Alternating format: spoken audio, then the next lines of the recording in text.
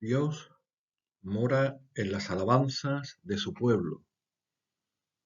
A Dios le agrada que su pueblo le glorifique con alabanzas y con cantos que brotan de un corazón contento, gozoso en Él, agradecido. Y en esto vamos a encontrar en las Escrituras el libro más largo llamado los Salmos.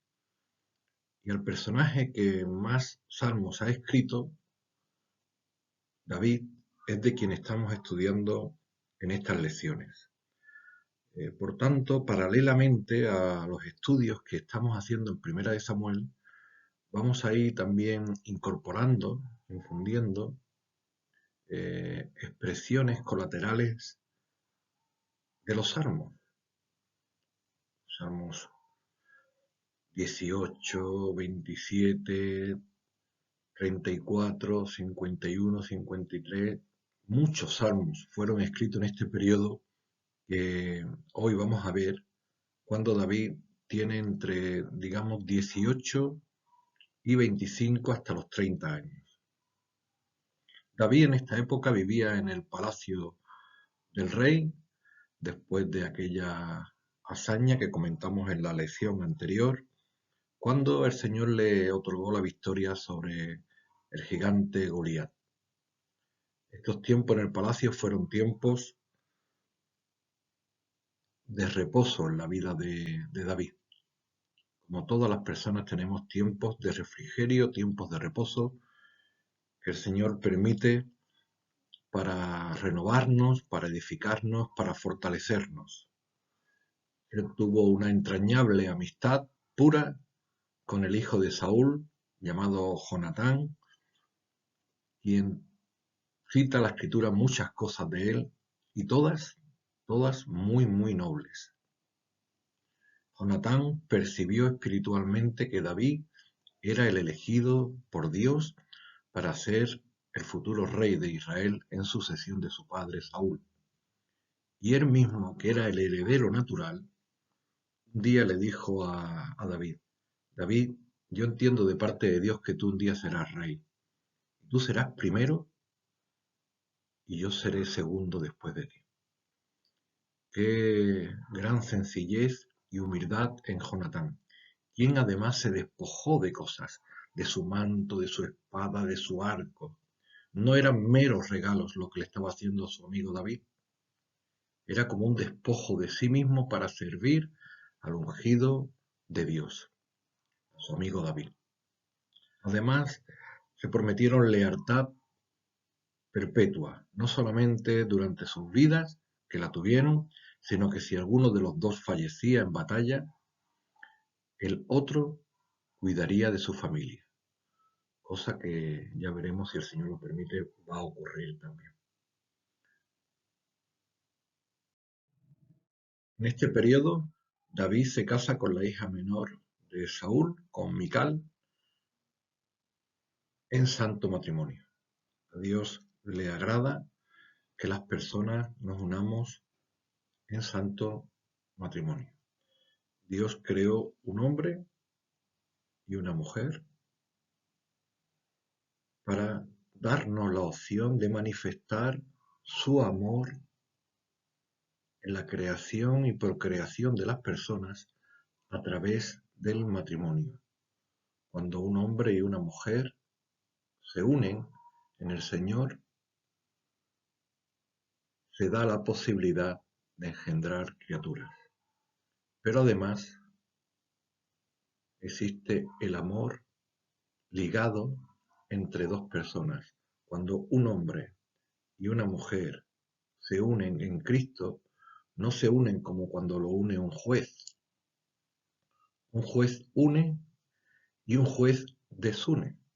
Las personas se pueden separar. Pero cuando hay una unidad en Cristo,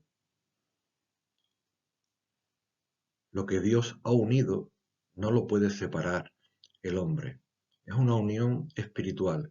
Es un misterio insondable, como la unidad de Cristo con su iglesia. Por eso es un tema bonito y un tema serio, ilustrándolo para que niños y adolescentes lo podamos comprender cuando tenemos un cacao o colacao por aquí y tenemos un vaso de leche por aquí. Cuando lo metemos en un mismo vaso y hacemos una disolución, ya tenemos un solo cuerpo. Ya no se puede separar. Ya se han disuelto el uno en el otro. Forman un solo cuerpo. David tuvo esta época dorada en su vida. Él se fortalecía en el Señor siempre, cantaba al Señor cuando estaba alegre, y eran tiempos dichosos en la vida de David. La tranquilidad en este caso duró relativamente poco tiempo, pues Saúl le vinieron eh, celos en su interior, provocados por ver cómo las personas le comparaban con David.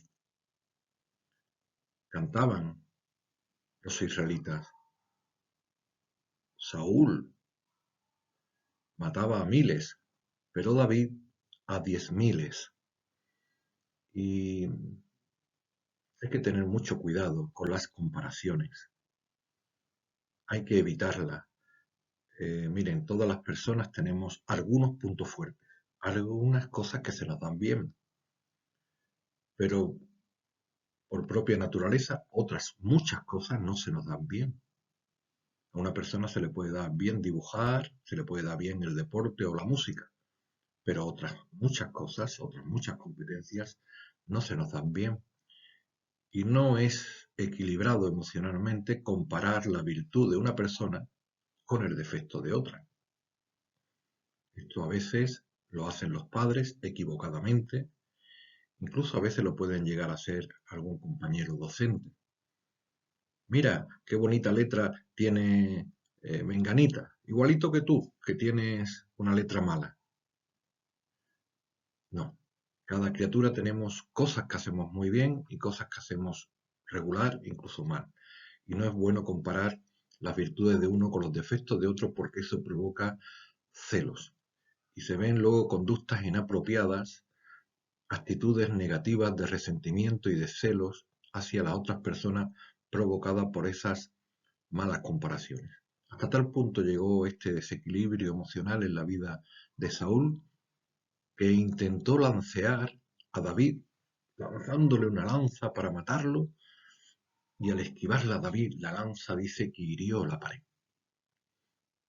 David se refugió en su habitación con la hija de Saúl y luego más tarde tuvo que esconderse en el campo, donde solamente Jonatán, su amigo, el hijo del rey, sabía dónde se encontraba. Ambos intentaron mediar con su padre para que reconsiderase su postura de intentar matar a David. ¿Acaso tiene algún motivo para hacerlo? Saúl reconocía que no. Es más, la escritura cita por 3 veces que David se conducía prudentemente en todos los asuntos y el Señor Jehová estaba con él. 3 veces David se conducía prudentemente. A veces nos vienen problemas en la vida que nos buscamos. Si un niño le mete el dedo en el ojo al otro queriendo, se está buscando un conflicto, un enfrentamiento. Pero en este caso también vemos que a veces nos vienen aflicciones que no las hemos provocado. Pero en este mundo estamos y en este mundo hay aflicción. Sale el sol sobre justos e injustos, pero también hay terremotos sobre unos y sobre otros. Y hay problemas y hay conflictos y hay aflicciones que nos aplican a todos, como las enfermedades también. Y vemos que no las hemos provocado. No somos responsables de estas situaciones, pero sí somos responsables de lo que hacemos en ellas. En medio de las alegrías y en medio de las aflicciones nos hace falta la gracia de Dios para llevar cada situación, sea fácil o sea difícil, como este periodo de la vida de David. Mical, su esposa, protegió a David, engañando incluso a su padre, simulando que estaba dormido en la cama, cuando en realidad ya la había descendido a la calle. Y Jonatán había escondido a David en un lugar seguro e intentó durante 3 días mediar con su padre a ver si reconsideraba su postura. Viendo que el padre seguía en su obsesión de matar a David, pensando quizás Saúl que cuando le matase ya se iba a quedar tranquilo. Mm, un mal pensamiento. Esto algunas veces las personas con deseo de venganza o con deseos de maldad piensan que cuando ejecuten su maldad ya se van a quedar tranquilos. Es una gran equivocación. Luego van a tener una doble intranquilidad, la que tenían antes y la de haber hecho ese daño. Solamente nos quedamos en reposo cuando descansamos nuestras causas en el Señor y vivimos sin resentimientos y sin cargas emocionales ni espirituales que nos roben la paz y el gozo del Señor. Jonatán había quedado con David que si él escuchaba un día de entrenamiento con las flechas, a su paje de armas decirle: las flechas están cayendo más allá. Eso significaba que David tenía que huir porque aún Saúl estaba obstinado en quererlo matar, pero tenía que huir muy, muy lejos. Cuando tenemos problemas, lo mejor que podemos hacer es quitarnos de en medio. Si aquí hay fuego, ya hemos aprendido en los protocolos de incendio a huir. Pues eso es lo que hizo David, huir y huir muy lejos.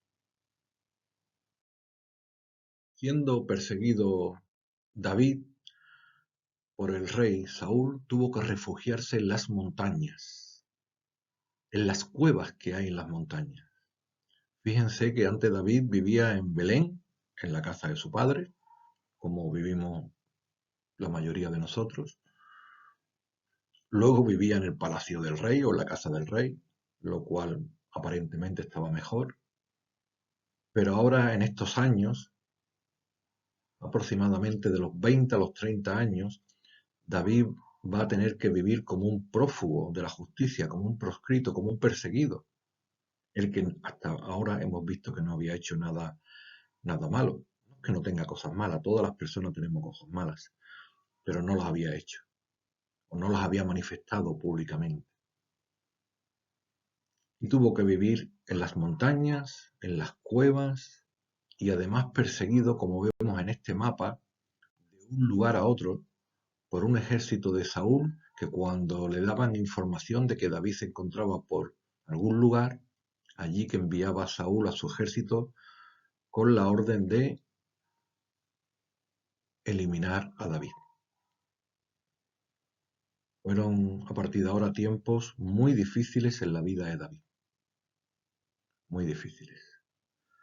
A veces no comprendemos por qué el Señor permite estos tiempos tan difíciles, pero no nos corresponde entender las cosas. Ciertamente no las vamos a comprender, pero sí hemos de entender que el Señor tiene sus planes insondables, que el Señor nos ha creado para gloria suya, que el Señor no nos ha creado para vivir bien, sino que nos ha creado para gloria suya. Igual que su siervo Moisés estuvo 40 años viviendo en un palacio y luego tuvo que ser formado otros 40 años de aflicción en el desierto, o igual que el llamado Hijo de David, nuestro Señor Jesucristo, cuando fue lleno del Espíritu Santo, pasó 40 días en el desierto, también probado en todo, porque dice la Escritura que nuestro Señor fue perfeccionado por aflicciones. El Señor también tiene ese propósito a nosotros de perfeccionarnos, para que podamos servirle como el Señor quiere, para ir puliendo nuestro corazón, para ir limando nuestras escorias. No comprendemos por qué ocurrió esto en la vida de David y por qué ocurren a veces los problemas en nuestra vida, pero hemos de aprender a darle gloria a Dios en esas situaciones, como lo hacía David, cantando salmos y escribiendo salmos en esta época, y también entender y buscar la gracia del Señor, la misericordia del Señor, para que este tiempo no sea un tiempo en vano, sino que también sea un tiempo en el que el Señor cumpla su propósito en mí, en cada uno de nosotros, para moldear nuestro corazón conforme a su corazón, que iba a ser el objetivo final de nuestro Señor en la vida de David, como también en la nuestra, en las circunstancias fáciles y en las circunstancias difíciles como esta. Respecto al tema de las pruebas y de las aflicciones, hay una ilustración muy gráfica citada en el libro de Primera de Pedro, capítulo 1 y versículo 7, que aquí podemos leer. Para que sometida a prueba vuestra fe, mucho más preciosa que el oro, el cual, aunque perecedero, se prueba con fuego, sea hallada en alabanza, gloria y honra cuando sea manifestado Jesucristo. Cuando se extrae el oro de una mina, y podemos ver un mineral, un ejemplo de posible oro, con el cual luego se pueden hacer, por ejemplo, este anillo de oro o otras cosas. El oro no se extrae puro, no se extrae limpio, el oro viene pegado con otros metales más baratos, menos apreciado, de menos valor, como el cobre, como el zinc, como la arcilla, como otras cosas. Y hay que limpiarlo, y la forma de limpiarlo es en el fuego. Se ponen en el fuego 70 grados, 80 grados, y conforme se va incrementando el tiempo en el fuego y los grados, se va cayendo la escoria, se va cayendo los metales que están pegados al oro. Finalmente, cuando se han caído todos los metales, se saca del horno de fuego, se pone en una fragua de agua para que se venga la temperatura natural, y luego ya se limpia y tenemos oro, oro. Es lo que el Señor quiere, probar nuestra fe con fuego, para que sea alabanza, para cuando sea manifestado el día de nuestro Señor Jesucristo. Y el Señor sabe muy bien cómo tratar a cada uno de nosotros. Y sabe las escorias que hay apegadas en nuestro corazón, y solamente Él puede quitarlas, aunque a veces tengamos que padecer por un poco de tiempo el fuego de las tribulaciones y de las aflicciones. No nos gusta, no nos agrada, pero nos conviene. Si el Señor quisiera que tuviéramos una vida cómoda, ya estaríamos en el cielo. Desde el día que conocimos a nuestro Señor Jesucristo, ya estaríamos en el cielo. O unos días después, para estar bien en la gloria. Aquí tenemos rachas buenas, pero tenemos rachas de aflicciones, porque Dios tiene propósitos en nuestras vidas y propósitos a través de nuestras vidas. Para hacer canales limpios de bendición a otras personas, tenemos que ser purificados como el oro, para que su Santo Espíritu se manifieste abiertamente en nuestro corazón limpio, para gloria de su nombre. Amén. Un ejército perseguía a David de un lugar a otro, como vimos antes en el mapa. A veces era un ejército escogido de 3000 soldados, otras veces un ejército numerosísimo. David tenía que huir como las cabras por las montañas para no dejar huellas, porque por las piedras no se dejan huellas ni rastros. A veces no comprendemos, como decíamos antes, los hechos. Pero David se fortalecía en el Señor. Y escribe el Salmo 27, el Señor es mi luz, mi salvación. ¿De quién temeré? Aunque un ejército acampe contra mí, no temeré. ¿De quién he de atemorizarme? El miedo, el miedo es algo que a la mayoría de nosotros nos invade habitualmente. Desde el día que las personas desobedecimos a Dios y caímos, cuando Adán escuchó la voz de Dios, se escondió, y cuando el Señor le preguntó, Dijo, me escondí porque tuve miedo. Las personas tenemos temores, miedos, a veces fundados, porque hay ejército que nos persigue. Hay un gran Goliat que es nuestro enemigo, aunque siempre hemos de recordar que ya ha sido vencido. Con la muerte, el Señor destruyó al que tenía el imperio de la muerte. Esto es, al diablo, que el Señor lo reprenda. En la batalla paradigmática de David contra Goliat, el Señor venció al gran enemigo. Para que nosotros no tengamos miedo, ni siquiera a la muerte.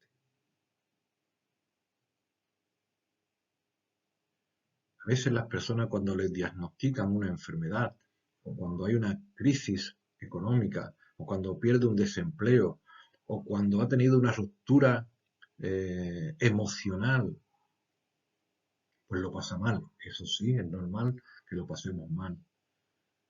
Pero tener miedo a que esas situaciones se den nos paraliza, nos cohíbe, nos priva del gozo del Señor. Gloria a Dios, David en esto es un gran ejemplo, porque David siendo oprimido y siendo perseguido, estando su alma en angustia, angustia es cuando el alma está angosta, está oprimida, no está abierta en un remanso de paz, David aún en esa época se fortalecía en el Señor.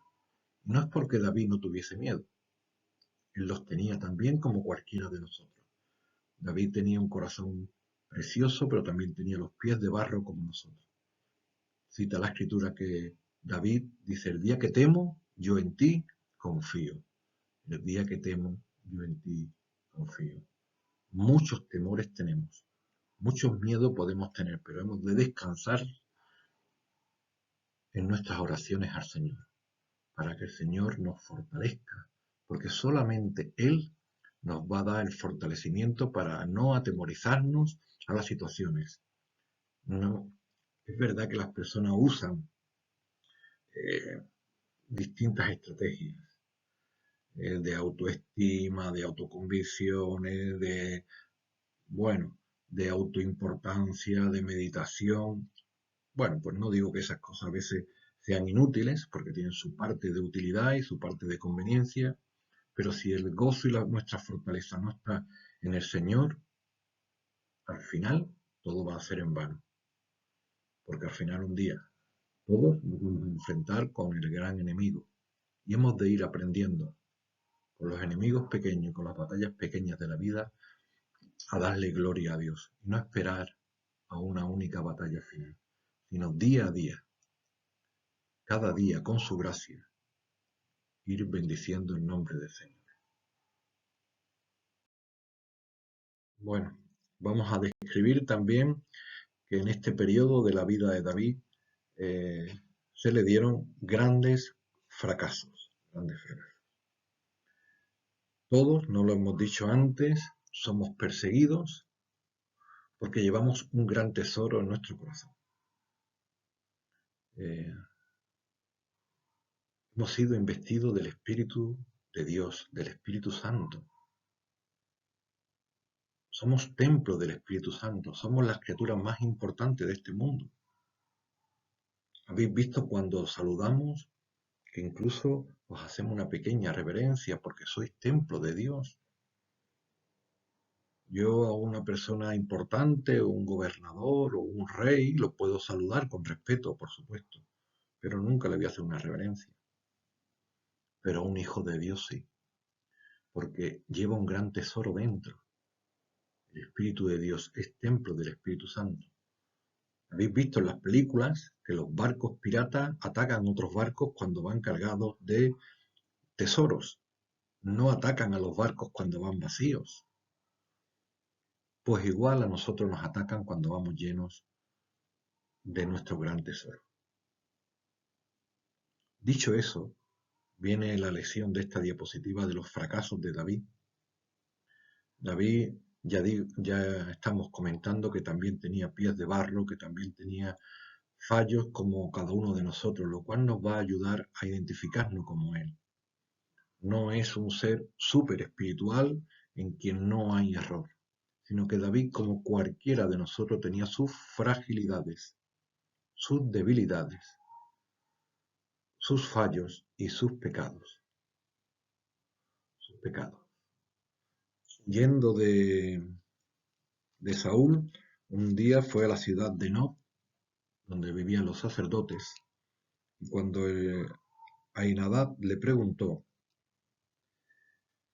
David, perdón, el sacerdote Ahimelech le consultó, David le contestó, no, el rey me encomendó un asunto y me dijo, nadie sepa cosa alguna del asunto al que te envío y a lo que te he encomendado. Y yo le señalé a los criados un cierto lugar. Capítulo 21 de Primera de Samuel. Veis que le contó una gran mentira al sacerdote Ahimelech. No tenía por qué decirle la verdad de que el rey le estaba persiguiendo. No tampoco tenemos por qué decir una mentira. A veces una persona puede llamar a nuestra casa y nosotros no tenemos por qué decirle que no estamos cuando estamos. Sí podemos decirle que no podemos atenderle porque estamos ocupados, por ejemplo, con teléfono o con cualquier otra relación que estamos teniendo. Pero David se despachó porque a veces las mentiras, digamos, son atajos para resolver situaciones un poco difíciles, pero no es un buen atajo.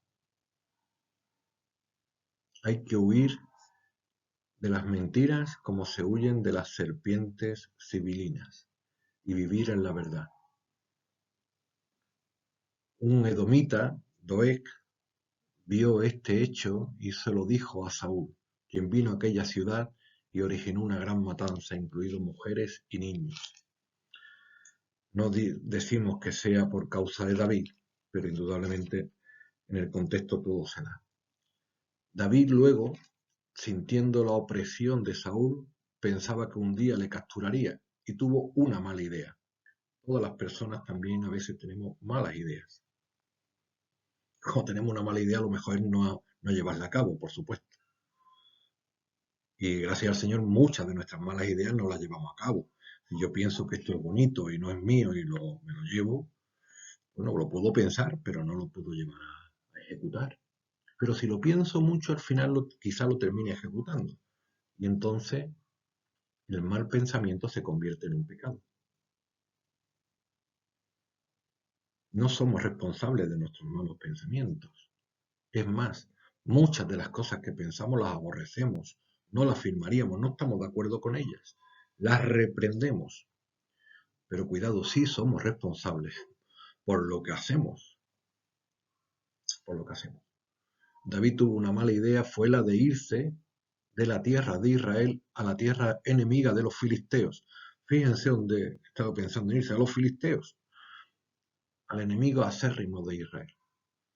Y ya por la escritura sabemos que a Dios no le agradaba cuando Abraham, cuando había problemas en la tierra por la hambruna, se fue a otra tierra, como Egipto. El Señor quiere probarnos en el fuego de la aflicción de Israel, no quiere que nos salgamos del fuego, porque el Señor está cumpliendo su propósito en cada uno de nosotros. Si nos salimos del horno, se pierde la escuela de la vida y además entramos en unos derroteros que no es la voluntad de Dios. David se metió, ejecutó su mal pensamiento de irse a la tierra de los filisteos, además se fue a Gat, justo la misma ciudad de origen de Goliat, y allí estuvo viviendo un tiempo, hasta que lo descubrieron. Cuando lo descubrieron y él se dio cuenta, empezó a simular que era una persona demente, una persona loca. Dice la escritura que cambió su manera de comportarse delante de ellos y se fingió loco entre ellos y escribía en las puertas en las portadas de las puertas y dejaba correr la saliva por la barba. Pero lo que nos llama la atención respecto a la diapositiva anterior es que dice en el versículo 12 que David tuvo gran temor. Ahora tuvo gran temor. Cuando David estaba bien con el Señor, el gigante Goliat y otras dificultades, como cuando le perseguía el ejército, David cantaba, aunque un ejército acampe contra mí, y lo tenía delante, no temeré. Sin embargo, ahora tenía temor. Cuando nos salimos de los planes de Dios, nuestra alma titubea, nuestra alma tiembla, no está en paz con el Señor, nuestra conciencia no está tranquila, nos vienen temores y además recurrimos a malas artes, si tú hacerte una locura. Bueno, en este caso eso le salvó, porque el rey aquí dice, bueno, me faltan locos para que me hayáis traído a este. Así que David, simulando aquella locura, libró su vida y cuando pudo, se piró, se quitó de la tierra de los filisteos y regresó a Israel. Estando David en Israel, en la cueva de Adulán, dice que le vinieron sus familiares y se juntaron con él también un grupo de afligidos y de gente que estaban endeudados y todos los que estaban en amargura de espíritu. Vaya, vaya, vaya grupo con el que se estaba David juntando también. Bueno, en esta situación, David se fue otra vez de Israel, pero por la otra frontera, se fue a la tierra de Moab y allí dejó a su familia encargado a los príncipes de Moab para que les cuidasen, hasta que supiera lo que Dios iba a hacer de él. Pero cita la escritura que allí David se quedó tranquilo porque dice que estaba en un lugar fuerte. Claro que está en un lugar fuerte. Claro que estar fuera del horno es mejor que estar dentro del horno. Pero ¿cuál era la voluntad de Dios en su vida? La aflicción. Este era el tiempo de la prueba. Y la prueba es como un examen que se puede aprobar o se puede suspender. David va a aprobar en su vida, igual que nosotros, muchos exámenes, muchas pruebas. Pero David, igual que nosotros, también va a suspender muchas pruebas. El tema de cuando suspendemos o cuando fallamos es aprender también de ellos, para luego no suspender en una prueba mayor, en una prueba más importante. David, como estamos viendo aquí, estaba suspendiendo una y otra vez. De hecho, llegó un profeta y le dijo, el profeta Gad dijo a David, no te estés en este lugar fuerte, la tierra de Moab, anda y vete a la tierra de Judá. Y David se fue y vino al bosque de Harén. Es muy importante también la obediencia de David. Llegó el profeta y le corrigió. Cuando llega una persona de autoridad a nosotros y nos corrige, bueno nos es ser corregido por el sabio.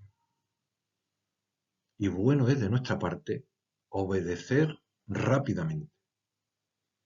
Vemos en David, a diferencia de otros personajes de la Biblia, que cuando fueron advertidos o corregidos, no rectificaron sus caminos. Una de las grandes virtudes de David es que sabía rectificar. Cuando oía la voz de Dios, rectificaba y le iba bien. Cita en la escritura que David se sentía perseguido como una pulga.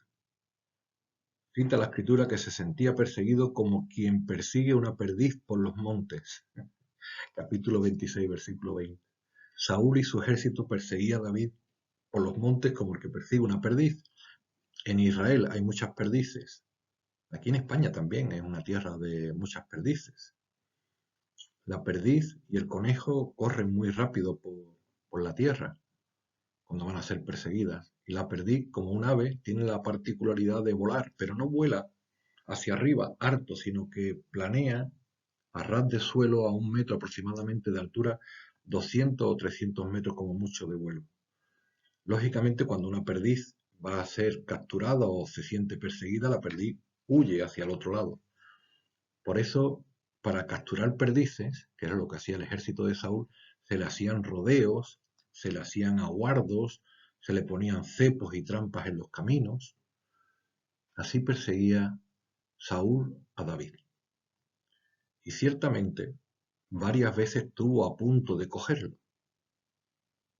Una vez la ciudad de Keila, a la cual David había ido a ayudar, dieron un aviso a Saúl de que se encontraba allí, y cuando venía el ejército, David se enteró y, consultando a Dios en oración, y se fue. Es lo mejor que tenemos que hacer cuando sentimos peligro, huir. Pero en otra ocasión, cita la Escritura en el capítulo 23, que David estaba acorralado. Y Saúl iba por un lado del monte y David con sus hombres por el otro lado del monte, y se daba prisa a David para escapar de Saúl. Mas Saúl y sus hombres habían encerrado a David y su gente para capturarlos. David estaba encerrado, rodeado, no podía huir por ningún sitio. Estaban a punto de descubrirlo. ¿Y recordáis qué hacían cuando lo descubriesen? ¿Cuál era la intención? Eliminar su vida. David, cuando se siente acorralado, incluso describe un salmo: ¡ay, quién me diese alas como de palomas! Porque si tuviese alas como la paloma y no como la perdí, volaría hacia arriba y huiría al estar acorralado. Pero ahora estaba acorralado y su vida en las manos del Señor, que era el único que podía librarle, porque estaban a punto de capturarlo. En ese momento sonaron las trompetas. Resulta que los filisteos habían atacado una ciudad de Israel y tocaron las trompetas para que los soldados que estaban persiguiendo a David dejasen esa encomendación y retrocedieran y se fueran a librar y ayudar a la ciudad que estaba siendo invadida. Así que David se salvó por un poquito. ¿Quién salvó a David? Efectivamente fue Dios.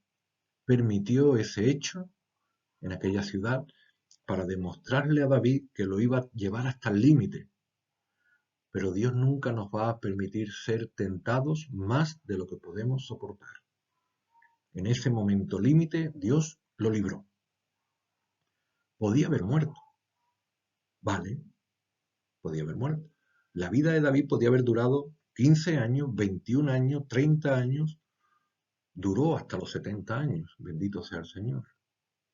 Y ya hemos dicho que no somos responsables de los años de nuestra vida. Nuestros tiempos, dice David, están en las manos del Señor. Pero sí somos responsables con lo que hacemos en los tiempos que el Señor permita. Vivamos poco o vivamos hasta los 100 años, que ya cada vez más personas lo viven. Nuestros días son para gloria del Señor y somos responsables por lo que hacemos con cada año y con cada día. Y para dar honra a Dios necesitamos de su unción y de su gracia cada día. No es por nosotros, sino es por Él. La última de las pruebas que vamos a ver en esta lección es un día que Saúl estaba durmiendo en la misma cueva donde David se encontraba escondido en su interior. Fíjense que había llegado el ejército, había acampado allí y casualmente David y sus compañeros estaban dentro. Era una gran prueba en la vida de David. Hemos comentado que las pruebas se pueden suspender o se pueden aprobar. Aquí Saúl se encontraba durmiendo y uno de los compañeros de Saúl, de David, le dijo: mira, David, he aquí el día que dijo el Señor: yo entrego a tu enemigo en tu mano y harás con él como bien te pareciere. Hasta donde sepamos, la Escritura no dice esto, pero hay a veces personas, compañeros, que nos nombran en nombre de Dios para espiritualizar la situación. Ahí tienes a tu enemigo, puedes matarlo. Y David se dirigió a la puerta de la cueva con un cuchillo. ¿Y sabéis qué hizo David? ¿Mataría a Saúl? No, no. David cortó el manto de Saúl y se fue hacia adentro otra vez. Cuando Saúl por la mañana se despertó y se marchaba, David se subió a la colina y le enseñó el borde del manto a Saúl y le dijo: Conoce, oh rey, pues, y ve que no hay mal ni traición en mi mano, ni hay pecado contra ti. Sin embargo, tú andas a la casa de mi vida para quitármela. Juzgue Jehová entre tú y yo, y véngueme de ti Jehová, pero mi mano no será contra ti. Como dice el proverbio, de los impíos saldrá la impiedad, así que mi mano no será contra ti. ¡Qué maravilla!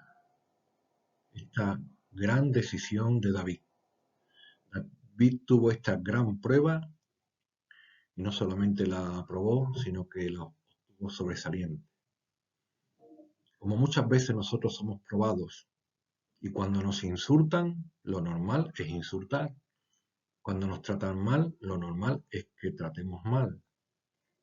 Pero el Señor nos viene enseñando, y lo repetimos a menudo, que cuando nos insultan nosotros tenemos que bendecir. Cuando nos tratan mal, nosotros tenemos que tratar bien, devolver un bien por un mal, porque esto tiene mérito delante de Dios. Devolver un mal por un mal es lo que hace la mayoría de las personas. Muchas personas piensan que cuando toman justicia con su mano o venganza, ya luego se van a sentir mejor. Pero los cristianos nos sentimos mejor cuando encomendamos nuestras causas a Dios y dejamos que por el Espíritu de Dios hasta a un enemigo le demos un vaso de agua, porque esto amontonará ascuas de fuego sobre su cabeza. Así fue como Saúl se quedó maravillado y asombrado y dijo: ¿Quién hallará a su enemigo y lo dejará ir sano y salvo? Más justo eres tú que yo, que me has pagado con bien, habiéndote yo pagado con mal. Tú has mostrado hoy que has hecho conmigo bien, pues no me has dado muerte, habiéndome entregado Jehová en tu mano. Hasta el mismo Saúl declaró públicamente la actitud noble de David. Y aquí vemos cómo David nos da un gran ejemplo de no alzar la mano ni incluso contra su propio enemigo. Y además otra gran lección de respetar al ungido de Dios. Hemos de respetar a todas las autoridades, inclusive a las que son malas, lo cual es más difícil. Pero especialmente tenemos que respetar a las autoridades espirituales, a las que son ungidas por Dios. Y hemos de respetarnos a todas las personas. Y hemos de respetarnos especialmente a todos los creyentes, porque hemos dicho que somos templo del Espíritu Santo, y con todo un creyente no hay que levantar ni una palabra de maldad, ni siquiera una palabra. Saúl reconoció esta gran acción por parte de David y por un tiempo le dejó de perseguir. Y así que por este tiempo hoy vamos a dar nuestra clase por finalizada, entendiendo el plan de Dios para nuestra vida. Gloria al Señor.